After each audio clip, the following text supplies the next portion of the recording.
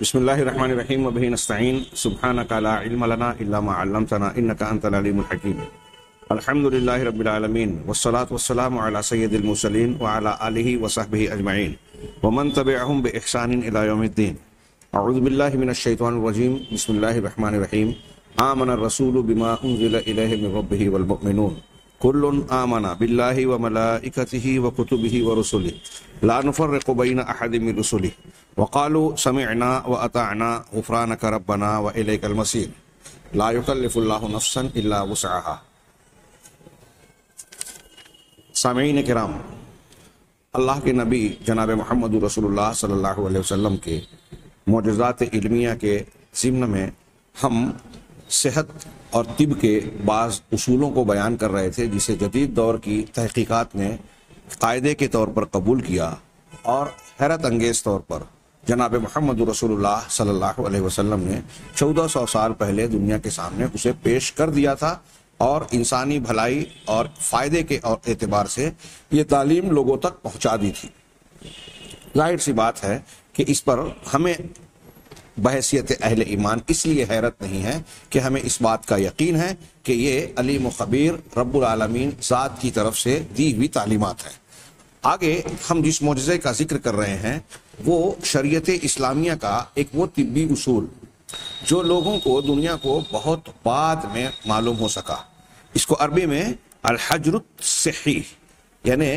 صحت کے اعتبار سے بچاؤ والا، دفاعی صحت کی دفاع کا یا صحت کے اعتبار سے پابندی کا عائد کرنا.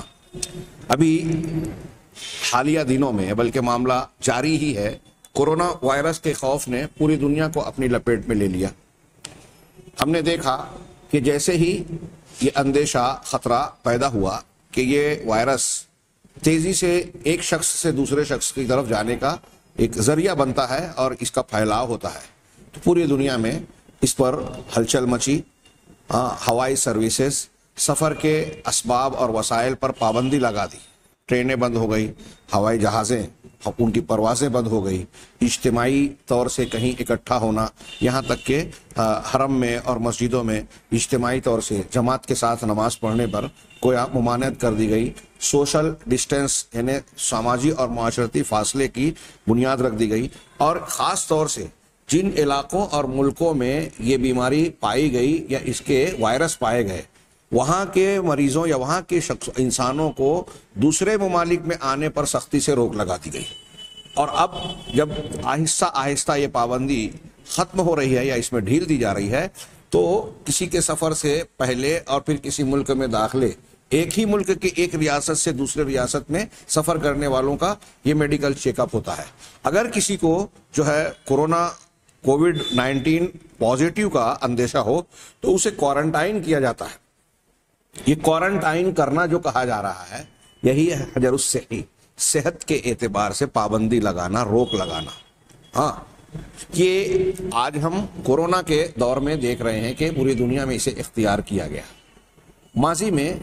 یہ چیز بتدریج لوگوں کی سمجھ میں آئی، جبکہ اللہ کے نبی جناب محمد رسول اللہ صلی اللہ علیہ وسلم نے 1400 سال پہلے یہ اصول اور ضابطہ بیماری سے بچاؤ کا، خاص طور سے وبائی امراض سے تحفظ کے لیے بطور تدبیر یہ تعلیم دی تھی. ایک طرف یہاں میں ایک عقیدے کی ایک بحث کا 2 جملوں میں ذکر کر دوں کہ ایک طرف آپ کا یہ فرمان کہ بیماری متعدی نہیں ہوتی، لا عدوى ولا طیارہ جو ہے، بیماری متعدی نہیں ہوتی،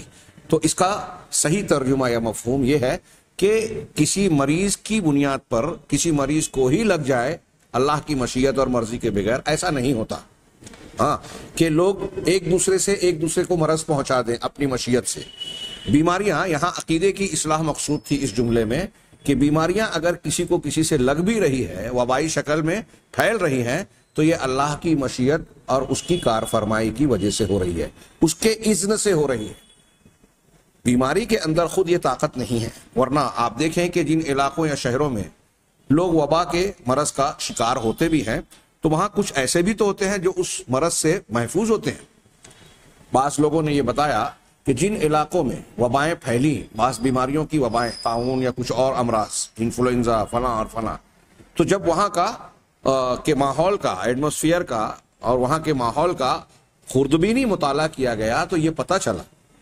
کہ جس طریقے سے بارش کے پانی اور قطرات آسمان سے برستے ہیں، اسی طریقے سے وبائی علاقوں میں آسمان سے بیماری کے جراثیم یا وائرس بھی برستے ہیں۔ اب ایک آدمی، جس طرح بارش ہو رہی ہے اور آپ راستے میں نکل رہے ہیں تو آپ بارش کے قطرات سے محفوظ نہیں رہیں گے، بھیگ جائیں گے۔ تو ایسے ہی جب وائرس کی شکل میں وہ جراثیم اور وائرس جو ہے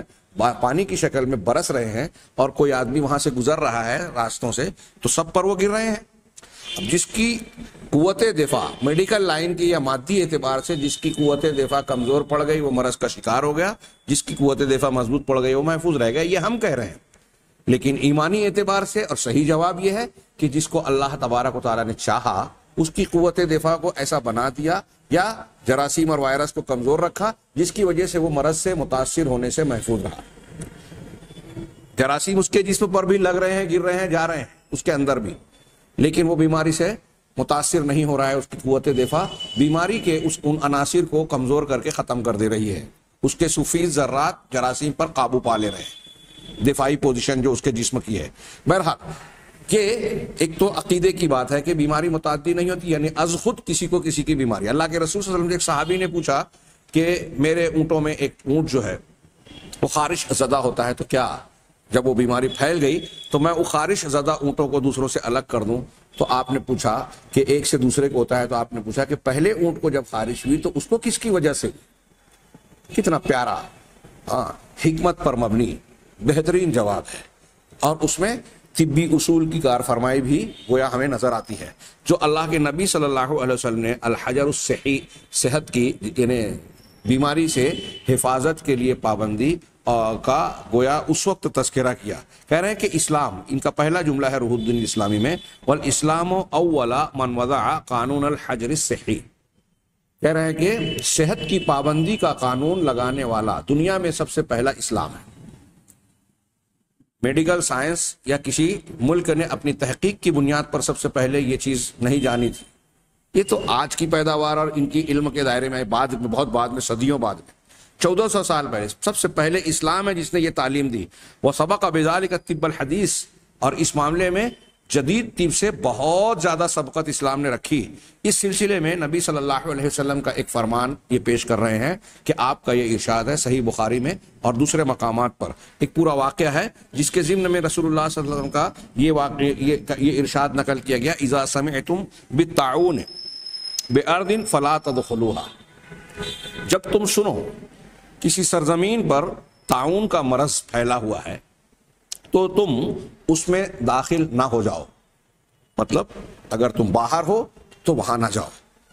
وَإِذَا نَزَلَ وَأَنْتُمْ بِأَرْضٍ، اور جب یہ بیماری اتر جائے، یعنی اس بیماری کا جو ہے شکار لوگ ہونے لگے کسی علاقے میں، اور تم اسی سرزمین میں ہو جہاں بیماری نازل ہوئی ہے، بیماری پھیلی ہے، جہاں بیماری پھیل رہی ہے اور تم اسی زمین میں ہو، اسی شہر میں، بستی میں ہو، فلا تخرجوا منہا،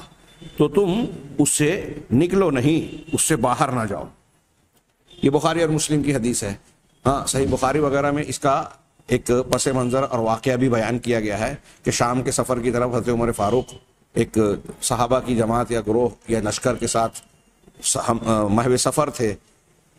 راستے میں پتہ چلا کہ جہاں کا ارادہ ہے وہاں طاعون کا مرض پھیلا ہوا ہے۔ اس وقت تک عام صحابہ کرام کو اس حدیث کا علم نہیں تھا، چنانچہ حضرت عمر فاروق رضی اللہ تعالی عنہ نے انصار اور مہاجر میں سے جو اہل علم طبقہ تھا، مشورہ اہل علم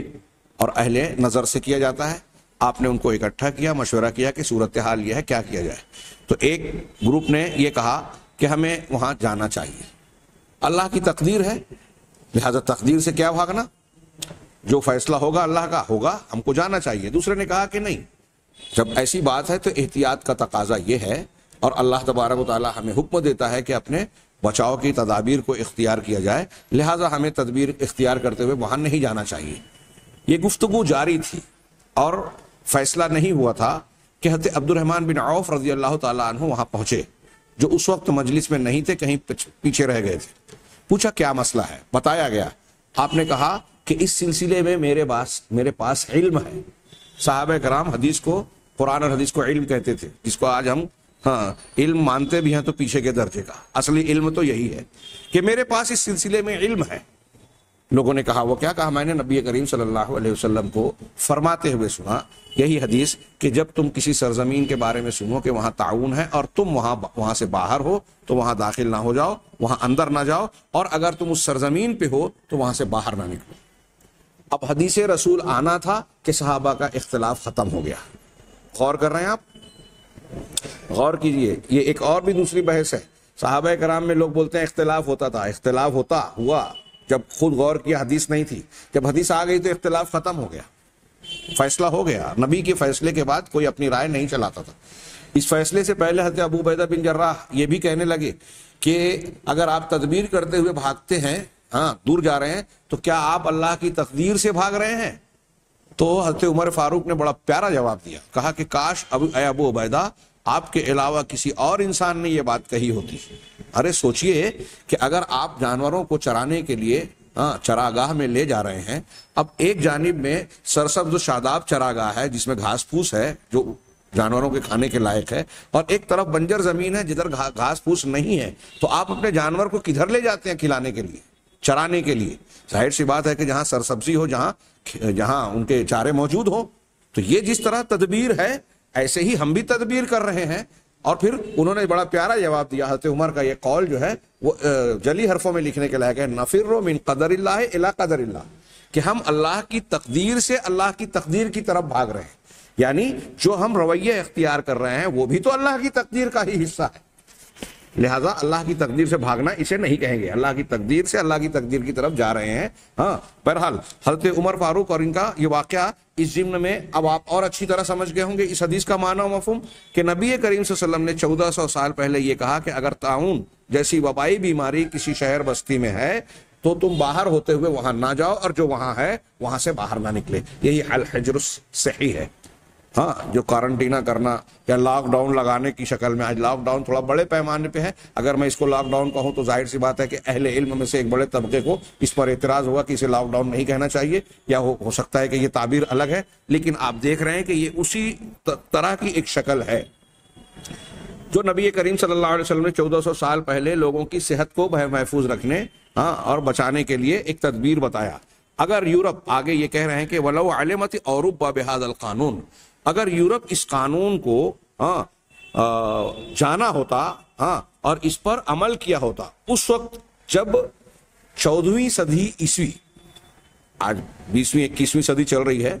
14ویں صدی 20ویں صدی چل رہی ہے, 14ویں صدی عیسوی میں جب یورپ کو طاعون جو ہے وہ جڑ سے اکھاڑ رہا تھا, تباہ و برباد کر رہا تھا,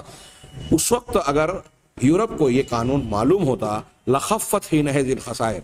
تو ایسی صورت میں یورپ میں ان نقصانات کی کچھ تخفیف ہو جاتی, ان نقصانات میں کچھ کمی ہو جاتی جو جانوں کو گنوا کر اس وقت تو جھیلنا پڑا یورپ کو, یورپی ممالک کو. کہہ رہے ہیں کہ اس درمیان یورپ میں طاعون کی وبا سے مرنے والوں کی تعداد کا جو تخمینہ اور اندازہ لگایا گیا وہ 25 ملین لوگ تھے. 25 ملین لوگ یورپی ممالک میں طاعون کے انتہائی بڑے پیمانے پر فروغ اور پھیلاؤ کے نتیجے میں موت کا شکار ہو گئے. اب یہ جو جملہ کہہ رہے ہیں اہل ایمان عام طور سے اس قسم کے جملے سے گریز کرتے ہیں کہ اگر ایسا ہوا ہوتا تو ایسا. یہ جو ہے ہم مانتے ہیں, جانتے ہیں کہ اللہ تبارک و تعالیٰ کی تقدیر کا فیصلہ اٹل ہے, وہ ہو کر رہا, جو ہوا وہی ہونا تھا. لیکن تدبیر کے اعتبار سے یہ قرآن حدیث میں بھی اس قسم کے بیانات ہیں کہ اگر صحیح علم ہو اور انسان صحیح راستہ اختیار کرے گا تو ہلاکت و تباہی سے اپنے آپ کو بچا سکتا ہے. چنانچہ وہی بات یہ انہوں نے کہی. وکانا سبب انتشار المرض, کہہ رہے ہیں کہ اس وقت جو ہے اس بیماری کے پھیلاؤ اور فروغ کا جو سبب بیان کیا جاتا وہ یہ کہ تاتاریوں نے رشیا کے جنوبی حصے سے سن 1346 مسیحی میں, 1346 عیسوی مسیحی, ہجری نہیں, مسیحی میں جو ہے اس بیماری کے وائرس یا جراثیم اور اجزاء کو, اسباب کو جو ہے جنوبی رشیا کی طرف منتقل کیا, اپنے علاقے سے جنوب رشیا کی طرف. اور یہ مرض جو ہے سن 1370 اور 1374 کے درمیان پھیلنا شروع ہوا، اس کو گویا پھیلاؤ حاصل ہوا۔ تو اس دوران جبکہ یورپ طاعون کی اس تباہ کاری سے، ہلاکت خیزی سے جوجھ رہا تھا، اس وقت میلانو عربی میں میلانو لکھا ہوا ہے، انگریزی میں ملن یا ملائن جو بھی تلفظ ہو، ملن سٹی جو اٹلی کا ایک شہر ہے، اسی طریقے سے بندقیہ جس کو وینس سٹی کہتے ہیں، اٹلی کے یہ دو شہر ہیں۔ ان دونوں کا تذکرہ کر کے کہہ رہے ہیں کہ ان دونوں شہروں نے ایک سخت قسم کے قوانین کی تنفیذ کی۔ اس بیماری سے مقابلہ آرائی کے لیے ان دو شہروں نے بہت سخت قوانین کا اعلان کیا، نافذ کیا، جسے جمہوریہ راجواسا، اب یہ راجواسا یہ وہی یورپ اور میں سمجھتا ہوں رشیا وغیرہ کے علاقے کا کوئی ملک یا شہر ہوگا، اس جمہوریہ نے ان قوانین کو اختیار کیا اور اس کے اندر کچھ اصلاح کی، وہاں ضبط تھا، اس کے قانون میں کچھ تبدیلی تہذیب کی، یعنی اس کی کانٹ چھانٹ کی۔ فَأَنشَأَتِ الْمَآوَى بَعِيدًا عَنِ الْمَدِينَةِ، یہ راجواسا جمہوریہ نے جو ہے بستیوں میں آباد، انسانی بستیوں سے دور کچھ ایسے ٹھکانے تعمیر کیے، یعنی شہر سے باہر دور کچھ کیمپس بنائے، جیسے کوارنٹینا اور یہ سب کہا جاتا ہے نا، اس طرح کی کچھ بیماروں کا سینٹرز بنائے، بعیداً عن المدینہ، شہروں سے الگ تھلگ دور، لیقیم بہ القادمون المشتبہ فیہم۔ کیوں یہ بنایا؟ شہروں سے باہر کچھ ٹھکانے کیوں بنایا؟ کہ جو باہر سے ان کے شہر یا ملک میں یا جمہوریہ میں آ رہے ہیں، ان کو پہلے وہاں ٹھہرایا جائے، اور اگر وہ مشتبہ ہے تو ان کا میڈیکل یا طبی جو ہے چیک اپ ہو، ان کی جانچ ہو کہ کہیں یہ طاعون کے مرض سے دوچار تو نہیں ہے۔ اگر طاعون کی بیماری سے دوچار ہوں گے اور ہمارے شہر بستی میں آ جائیں گے تو ہمارے یہاں بھی اس وبا کا، اس بیماری کا پھیلاؤ شروع ہو جائے گا۔ لیبقوا معذورین، اب وہاں ایسے مقامات کو جو شہر اور بستی سے دور انہوں نے کچھ سینٹرز بنا رکھے تھے، وہاں آنے والوں کو روکا جاتا تھا اور لوگوں سے الگ تھلگ 30 دنوں تک رکھا جاتا تھا۔ ابھی کووڈ 19 کے معاملے میں ہمارے یہاں کم سے کم 14 یا 15 دن جو ہے کوارنٹائن کرتے تھے، گورنمنٹ آج بھی کر رہی ہے، اگر کچھ لوگوں کا شک اور شبہ کہیں ہے تو وہاں اس وقت جو ہے 30 دنوں تک وہ لوگوں کو الگ تھلگ رکھتے تھے ان سینٹرز میں جو شہروں بستیوں سے دور اور باہر ہوتے تھے۔ ثم مزیدت المدۃ بعد ذلك، پھر اس کے کچھ دنوں کے بعد اس مدت میں اضافہ کیا گیا اور 30 دن کی بجائے 40 دن تک ان کو ٹھہرا کر چیک کیا جاتا، جانچا جاتا، کوارنٹائن کیا جاتا یا ان کو ٹھہرا کر روکا جاتا، چیک اپ کیا جاتا۔ جیسا کہ اسلام نے صحت کی یہ پابندی جانداروں کے لیے لگائی، جانداروں کے لیے بھی لگائی، وفی ذالک یقول، یہ صرف انسانوں کے لیے نہیں بلکہ اللہ کے نبی صلی اللہ علیہ وسلم نے جانوروں کے سلسلے میں بھی اس سلسلے میں بڑی بہترین، جامع اور آسان سی تعلیم دی۔ آپ نے فرمایا، نبی صلی اللہ علیہ وسلم فرماتے ہیں کہ لا یورد ممرض علی مصحن، کہ کسی مریض جانور کو کسی صحت مند جانور پر نہ لایا جائے، یعنی کوئی ایسا اونٹ والا جو مریض اونٹ کا مالک ہے وہ صحت مند اور تندرست ٹھیک ٹھاک اونٹوں پر اس کو نہ لائے کہ اس کی وجہ سے وہ ذریعہ بنے اس کے بیمار پڑنے کا۔ ایک طرف یہ کہا فیعدی مریضها سلیمها، تو اس میں جو مریض ہے وہ اس کے محفوظ اور تندرست جانوروں کو بھی بیمار کر دے۔ دیکھیے، ایک طرف یہ احتیاطی تدبیر کی تعلیم دی اللہ کے نبی صلی اللہ علیہ وسلم نے، دوسری طرف آپ نے وہ اونٹ والے سے پوچھا کہ پہلے اونٹ کو خارش کس سے ہوئی تھی، دوسری طرف آپ نے خود جزامی آدمی کے ساتھ بیٹھ کر کھانا کھایا۔ ایک حدیث میں فرمایا کہ متعدی نہیں ہے، ان حدیثوں میں ٹکراؤ نہیں ہے، جیسا کہ کم فہم لوگ یا علم نہ رکھنے والے لوگ سمجھتے ہیں۔ اس پس منظر میں وہاں اللہ کے نبی صلی اللہ علیہ وسلم عقیدے کی اصلاح کر رہے ہیں کہ آپ اپنے ذہن سے یہ بات نکال دیں کہ بیماری از خود کسی جانور سے، کسی انسان سے، جیسے مثال کے طور پہ اگر ہمارے گھر میں کوئی بیمار ہے اور اس کے بعد کوئی دوسرا آدمی بیمار پڑے تو دوسرا آدمی پہلے کو متہم کرنے لگے کہ تمہاری وجہ سے میں بیمار پڑ گیا، تم نے مجھے بیمار بنا دیا، یہ بات قطعی ٹھیک نہیں ہوگی۔ ذریعہ کوئی بھی بن سکتا ہے، لیکن اصل کرنے والی ذات، حکم دینے والی ذات، مشیت اللہ تعالیٰ کی ہوتی ہے۔ اس لیے عقیدے کے ذہن و دماغ میں یہ ہونا چاہیے کہ جو بیمار پڑا اللہ کے چاہنے سے پڑا، جس کی موت ہوئی اللہ کے چاہنے سے، جو محفوظ رہا اللہ کے چاہنے سے محفوظ ہے۔ اب اللہ تبارک و تعالیٰ ذرائع جو بھی بنائے، یہ جتنے ہم علمی اور جغرافیائی سائنسی چیزیں پڑھ رہے ہیں، ان سب پر حکمرانی، فیصلہ بالآخر اللہ کا ہی ہے، اور یہ اللہ تبارک و تعالیٰ نے اسباب متعین کیے۔ اور اسی پروردگار نے ان اسباب کی پروردگار کی جو ہے ان اسباب پر حکمرانی ہے. تو آپ نے جانوروں کے سلسلے میں بھی یہ تعلیم دی کہ ان میں بھی بیمار جانوروں کو صحت مند جانوروں سے الگ تھلگ رکھا جائے، محفوظ نہ لایا جائے ان کے درمیان، تاکہ یہ بھی بیمار نہ پڑے. اسی طریقے سے نبی صلی اللہ علیہ وسلم کی وقایا، احتیاط، بچاؤ اور پرہیز کی تعلیم میں سے نبی صلی اللہ علیہ وسلم کا یہ بھی فرمان ہے کہ آپ نے فرمایا فر من المجزوم فرارک من الاسد، کہ مجزوم جزامی کوڑ والے کوڑ کی بیماری کے شکار یا جزام کی بیماری کے شکار انسان سے اس طرح بھاگو جیسے تم کیا نام ہے، جیسے تم شیر سے بھاگتے ہو. ہاں، یہ بخاری اور مسلم کی حدیث ہے. اور جو تعاون والی حدیث کو جو میں نے پیش کیا تھا وہ اصحاب السنن کی ہے، لیکن صحیح بخاری میں بھی حضرت عبد الرحمن بن عوف رضی اللہ تعالیٰ عنہ والا واقعہ اور اس کے الفاظ جو اس الفاظ سے تھوڑے سے فرق سے ہیں، یہ بخاری میں بھی موجود ہے. تو یہ آخری روایت جو انہوں نے پیش کی کہ جزامی سے بھاگو ایسے ہی بھاگو جیسے کہ تم شیر سے بھاگتے ہو. گویا یہاں اپنے عقیدے کی حفاظت کی تعلیم دی. اس کے بالمقابل یہ بھی دھیان رہے کہ آدمی اس کو بنیاد نہ سمجھ لے، جیسا کہ میں نے ابھی کہا. اللہ کے نبی صلی اللہ علیہ وسلم نے عقیدے کی اصلاح کے لیے یہ بھی مظاہرہ کیا. ایک طرف آپ کہہ رہے ہیں کہ جزامی سے بھاگو، اور دوسری طرف آپ نے ایک جزامی کے ساتھ بیٹھ کر ایک ہی تھال میں کھانا کھایا. گویا یہ آپ کی طرف سے تعلیم ہے کہ اگر آپ کا عقیدہ کمزور ہے، آپ اپنے آپ پر کنٹرول اور قابو نہیں رکھ سکتے، یا اپنی صحت میں آپ کو کمزور سمجھتے ہیں، تو احتیاط کو آپ اولا بانیے اور اس سے ایسے بھاگو جیسے شیر سے بھاگتے. لیکن اگر آپ کے اندر توکل ہے، ہاں، قوت برداشت ہے، ہمت اور حوصلہ ہے، ایمان ہے، تو آپ جو ہے جزامی کے بیچ بھی رہیں گے تو آپ کو کوئی نقصان نہیں ہے. محفوظ رہیں تب بھی آپ اللہ کا شکر گزار ہوں گے. بیمار پڑے تو آپ یہ نہیں کہیں گے کہ جزامی کی وجہ سے مجھے ہو گیا یا اس نے مجھے بیمار کر دیا. ہاں، یہ اللہ کے نبی صلی اللہ علیہ وسلم کا یہ فرمان. تھوڑی دیر کے لیے سوچئے کہ 14ویں صدی کے بعد، 14ویں صدی عیسائی کے بعد یورپ کے بعض شہروں نے اپنی بستیوں کو محفوظ بنانے کے لیے ابتدائی شکل کی جو تدبیر اختیار کی کہ وبائی امراض کے علاقے کے لوگوں کو اپنی بستیوں میں آنے نہ دیا جائے یا وبا کے علاقوں سے لوگوں کو باہر نہ جانے. یہ اس وقت بڑا ناقص معاملہ تھا. اس کے بعد طبی تحقیقات بڑھتی گئی اور آج کی جو ہم شکل و صورت دیکھ رہے ہیں، یہ ابھی کووڈ-19 کی شکل میں جو ہم نے دیکھی، یہ اور زیادہ سخت پابندی کے ساتھ